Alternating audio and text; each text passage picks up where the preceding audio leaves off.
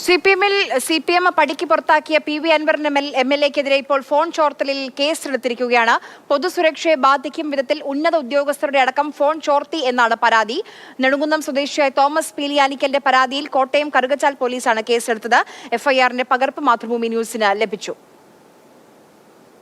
അമൽ തേരമ്പറമ്പിൽ വിവരങ്ങളുമായി തിരുവനന്തപുരത്ത് നിന്ന് ചേരുന്നുണ്ട്. അമൽ, ഇങ്ങനെ ഫോൺ ചോർത്തി എന്നുള്ള വിവരം പി.വി. അൻവർ എം.എൽ.എ തന്നെയാണ് പൊതുസമക്ഷം പറഞ്ഞത്. അത് ചെയ്തത് തെറ്റാണെന്നും അദ്ദേഹം സമ്മതിക്കുന്നുണ്ടായിരുന്നു. അതൊക്കെ പറഞ്ഞ് കുറേ നാളുകൾ ഇങ്ങോട്ട് കഴിഞ്ഞു. ഇന്നിപ്പോൾ ഇങ്ങനെ ഒരു പരാതി വരാൻ കാത്തിരിക്കുകയായിരുന്നു നമ്മുടെ പോലീസ് കേസെടുക്കാൻ. പരാതി എത്തിയതിന് തൊട്ടു പിന്നാലെ തന്നെ പോലീസ് വിഷയത്തിൽ കേസെടുക്കുകയാണ്. പി.വി. അൻവറിനെതിരെയുള്ള നടപടി സർക്കാർ കൂടുതൽ കടുപ്പിക്കുന്നു എന്നുള്ളത് തന്നെയാണ് ഇതിൽ നിന്നും വ്യക്തമാക്കുന്നത്. പി.വി. അൻവറിനെതിരെ മറ്റു ചില പരാതികൾ കൂടി ലഭിച്ചിട്ടുണ്ട്. അതിൽ കൂടി കേസെടുത്ത് മുന്നോട്ട് പോകാനുള്ള തീരുമാനത്തിലേക്ക് പോലീസ് നീങ്ങുന്നു, ആഭ്യന്തര വകുപ്പ് നീങ്ങുന്നു എന്നുള്ളതാണ് മനസ്സിലാക്കാനാവുന്നത്. അൻവർ ഈ തുറന്നു പറച്ചിലുകളുമായി പാർട്ടി സംവിധാനത്തിന് പുറത്തേക്ക് പോകുന്ന ഒരു ഘട്ടത്തിൽ ഇനി വിട്ടുവീഴ്ച വേണ്ട എന്നുള്ളതാണ് തീരുമാനം എന്നുള്ളതാണ് ഇപ്പോൾ ഈ കേസിൽ നിന്ന് നമുക്ക് മനസ്സിലാക്കാനാവുന്നത്. BNS 192 പ്രകാരമാണ് കേസെടുത്തിരിക്കുന്നത്. അതിൽ കലാപാഹ്വാനം അടക്കം ഉൾപ്പെടുന്നുണ്ട് എന്നുള്ളതാണ് ഏറ്റവും പ്രധാനപ്പെട്ട കാര്യം. ഫോൺ ചോർത്തി പോലീസ് ഉദ്യോഗസ്ഥരുടെയും അതോടൊപ്പം തന്നെ പ്രധാനപ്പെട്ട ആളുകളുടെയും ഫോൺ ചോർത്തി സമൂഹത്തിൽ കലാപം ഉണ്ടാക്കാനുള്ള ശ്രമം നടത്തി, പകയും വിദ്വേഷവും ആളുകൾക്കിടയിൽ ഉണ്ടാക്കാനുള്ള ശ്രമം നടത്തി എന്നുള്ളതാണ് ഈ എഫ്ഐആറിൽ പറഞ്ഞു വെക്കുന്നത്. ഇതനുസരിച്ചുള്ള കേസുമായി പോലീസ് എന്തായാലും മുന്നോട്ട് പോവുകയാണ്. കോട്ടയത്താണ് ഈ കേസ് രജിസ്റ്റർ ചെയ്തിരിക്കുന്നത്.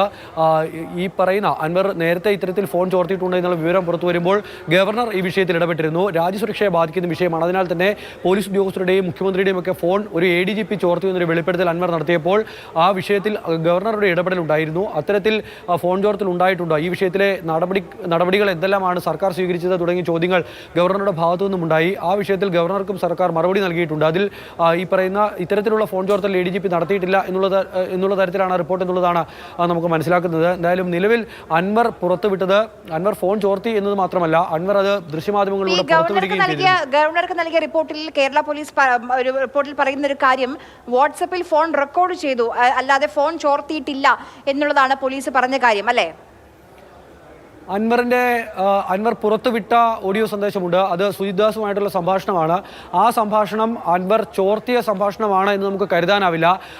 അൻവറിൻ്റെ ഫോണിൽ നിന്നും സുജിത്ദാസിനെ വിളിക്കുന്നു. അതിനുശേഷം മറ്റൊരു ഫോണിൽ അത് ഈ രണ്ടുപേരുടെയും തമ്മിലുള്ള സംഭാഷണം മറ്റൊരു ഫോൺ സൈഡിൽ വെച്ച് ആ ഫോണിൽ റെക്കോർഡ് ചെയ്തതാണ് എന്നുള്ളതാണ് നമുക്കത് കേൾക്കുമ്പോൾ മനസ്സിലാക്കാൻ കഴിയുന്നത്. അല്ലാതെ ഏതെങ്കിലും തരത്തിൽ ഈ പറയുന്ന സംവിധാനം ഉപയോഗിച്ചുകൊണ്ട് ഈ ഫോൺ കോളുകൾ ചോർത്തുന്ന തരത്തിൽ മറ്റെന്തെങ്കിലും ഉപകരണം ഉപയോഗിച്ചുകൊണ്ട് അല്ലെങ്കിൽ മറ്റെന്തെങ്കിലും സാധ്യത ഉപയോഗിച്ചുകൊണ്ട് ചോർത്തിയ എന്ന് കരുതാനാവില്ല. അത് ഫോണിൽ റെക്കോർഡ് ചെയ്തത് എന്നുള്ളത് തന്നെയാണ് മനസ്സിലാക്കാനാവുന്നത്. പക്ഷേ അങ്ങനെ ഒരു പ്രാഥമിക ബോധം പോലീസിന് ഈ വിഷയത്തിൽ ഒരു പരിശോധനയ്ക്ക് ഈ വിഷയത്തിൽ ആദ്യഘട്ടത്തിൽ തന്നെ നടന്നിരുന്നതാണ്. എങ്ങനെയാണ് ഈ സംഭാഷണം പുറത്തു വന്നതെന്ന് സംബന്ധിച്ച് അപ്പോൾ പോലീസിനുള്ള ഒരു ബോധ്യം എന്ന് പറയുന്നത് ഫോണിൽ വാട്സപ്പിൽ റെക്കോർഡ് ചെയ്തു എന്നുള്ളത് തന്നെയാണ്. അല്ലാതെ ഈ ചോർത്തൽ എന്ന് പറയുമ്പോൾ നമ്മൾ സിനിമയിലൊക്കെ കാണുന്ന തരത്തിലുള്ള ഒരു ചോർത്തലൊന്നും ഈ വിഷയത്തിൽ ഉണ്ടായിട്ടില്ല എന്നുള്ളതാണ് മനസ്സിലാക്കുന്നത്. പക്ഷേ ഏറ്റവും പ്രധാനപ്പെട്ട കാര്യം അൻവർ വീണ്ടും പറഞ്ഞു വെക്കുന്നുണ്ട്.